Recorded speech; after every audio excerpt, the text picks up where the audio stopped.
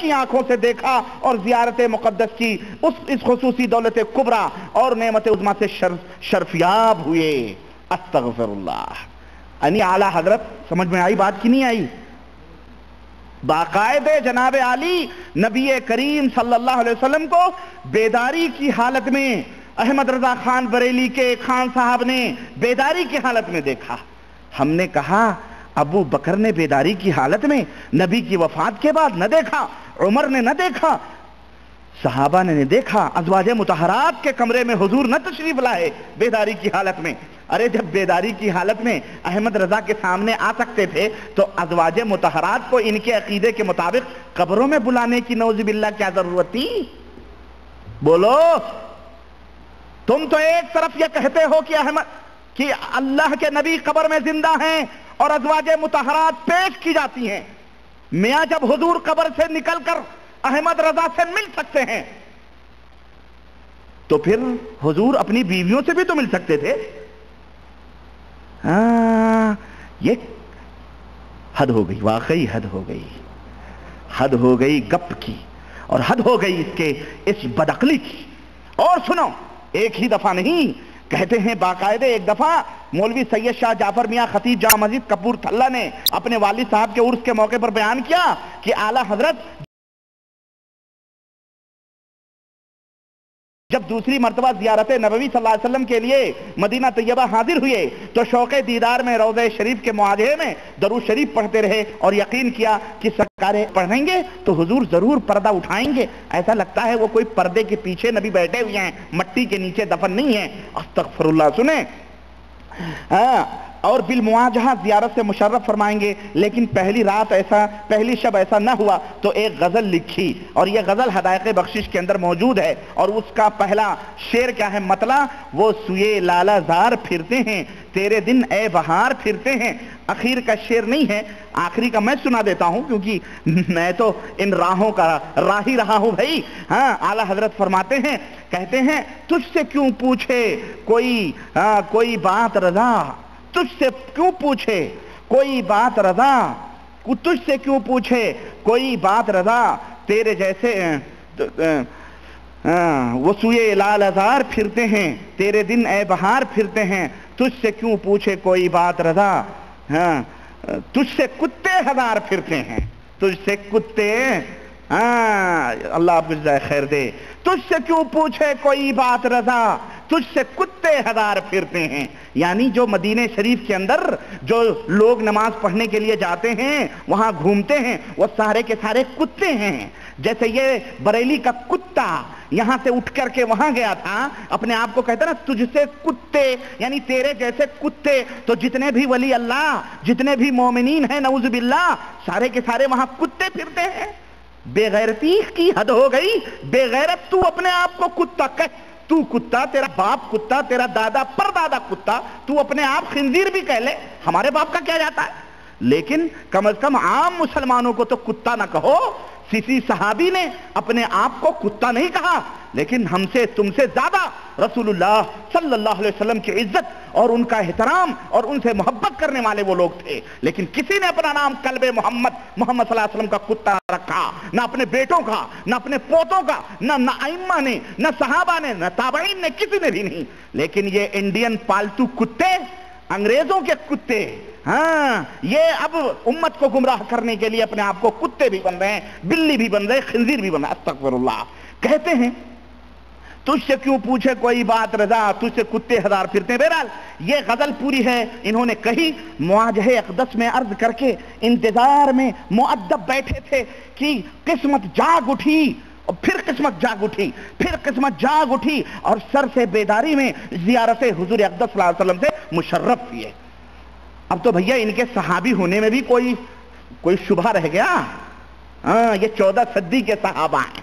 یہ کون سے صدی کے صحابہ ہیں؟ 14 صدی کے انڈین صحابہ ہیں یہ.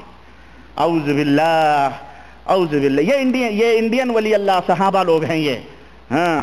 آئیے یہ کس کا چہرہ ہے؟ یہ مجدد دین ملت فاضل بریلوی امام احمد رضا کانفرنس منائی جا رہی ہے ہمارے ملکوں میں. اعلیٰ حضرت سب سے حضرت اعلیٰ احمد رضا خان کا نعرہ مسلک اعلیٰ حضرت लोगों, अल्लाह के दरबार में जब तुम खड़े किए जाओगे ना, तो अल्लाह तबारक व तआला ये सब तुमसे नहीं पूछेगा। अरे तुम्हारा हिसाब व किताब तो पहले कब्र ही में फैसला हो जाएगा तुम्हारा। मन रब्बो का, मा दीनों का, मा तक़ूलु फी शान हर रजुल। वहां अहमद रजा खान के बारे में तुमसे नहीं पूछा जाएगा। और ये तो खैर अल्लाह हिदायत दे, और अल्लाह से तौबा करो कि ये बदअकीदगियां, ये अकीदा सहाबा का अकीदा नहीं, यह अकीदा खुद रसूलुल्लाह सल्लल्लाहु अलैहि वसल्लम का अकीदा नहीं, यह अकीदा अइम्मा ताबईन तबे ताबईन का नहीं। और जाओ, हम तुम्हें छूट देते हैं, तुम अपने आप को हनफी कहते हो, कि जरा एक भी अपने इमाम अबू हनीफा रहमतुल्लाह अलैह का एक कौल इस तरह का बतला दो, इस तरह का कोई अकीदा, इसको साबित करने के लिए जाओ, वरना हनफी कहना छोड़ दो। इमाम अबू हनीफा की तरफ तुम्हारी निस्बत झूठ है, दगा है, फरेब है, दज है। मेरे अजीज, ये रहा किस्सा आलम बेदारी में किसका? बरेली शरीफ का। हाँ, शरीफ का। सारे बरेली में सीताराम भी शरीफ हैं, कौशल्या राम भी शरीफ हैं, मारवाड़ी भी सारे शरीफ हैं, कुत्ते भी शरीफ, बिल्ली भी सारे, बरेली शरीफ तो सब शरीफ। समझिए। चलें, ये तो ये हो गया जनाब आली। ये हमारे हिंदुस्तान के टीटीएस टनाटन सुन्नी, जिनके ऊपर हम भी नजले झाड़ते हैं, और वो भी बोलते हैं, जिनके दामन खुद इन रंगों में रंगे हुए हैं, जिन्हें देवबंदी कहा जाता है। ये दोनों एक ही हम्माम में नंगे हैं। मेरे पास एक किताब आई है, मुहासबे देवबंदियत बजवाब मुताले बरेलवियत। ये डॉक्टर खालिद महमूद हैं, कोई देवबंदियों के बहुत बड़े सरखील, मानचेस्टर, लंदन उंडर में कहीं अपने आकाओं के पास रह रहे हैं। हाँ, पहले पुराने जो उनके आका लोग थे वहाँ हैं, वहाँ से इन्होंने बरेलवियत के मौजू पर काफ़ी किताब लिखी, लेकिन इन बेचारे को हो गई भूल। इसको अपने घर की खबर नहीं, इनको अपने घर का पता नहीं कि हम जिनके घरों पे पत्थर फेंक रहे हैं, ठीक है उनके घर टूटेंगे, लेकिन तुम्हारा भी घर शीशे का बना हुआ है। एक पत्थर आएगा तो वो शीशे का महल चकनाचूर हो जाएगा। तुम अपने दामन को नहीं देखते।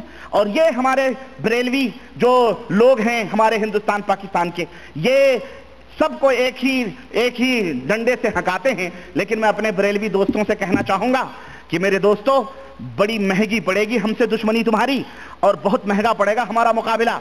इसलिए कि यहां किसी देवबंदी देव के बंदों से तुम्हारा मुकाबला नहीं होगा, और ना ही किसी बरेली के स्थान और बरेली के कब्र परस्तों से तुम्हारा मुकाबला है। ये जिसे तुम कहते हो ना, हम तो नहीं कहते, लेकिन तुम्हारा दिया हुआ लक़ब खर्रा वहाबी जिसको कहते हैं, उससे तुम्हारा मुकाबला होगा, जिसे हम और तुम्हारे मानने वाले, और हिंदुस्तान पाकिस्तान में जिसे बदमज़हब कहा जाता है, जिसे अहले हदीस कहते हैं। जब तुम्हारा मुकाबला उनसे होगा तो तुम्हारे दांतों से भी पसीने निकलेंगे। याद रखो, तुम एक ही डंडे से इन रंगीले वहाबियों को न ढकेलो।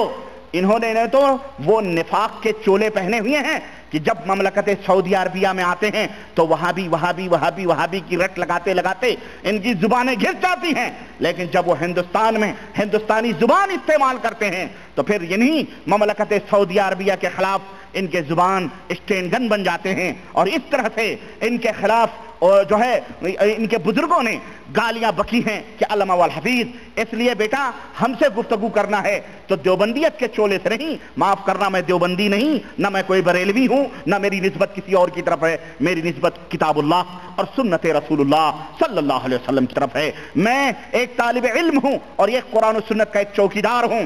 जब इससे तुम्हारा पाला पड़ेगा तो फिर तुम्हें पता चलेगा। तुमने ये इस किताब के अंदर जिसने ये कोई है मोहम्मद हसन अली रिजवी, इसने खूब लथेड़ा है इसको और सही बात की है, क्योंकि जब उसने यही कहा है कि जब तुम्हारे भी घर शीशे के हैं और हमारे भी घर शीशे के हैं, हमारे घर पे तुम पत्थर फेंकोगे तो हम लाजमी तौर पर तुम्हारे घर पर भी पत्थर फेंकेंगे।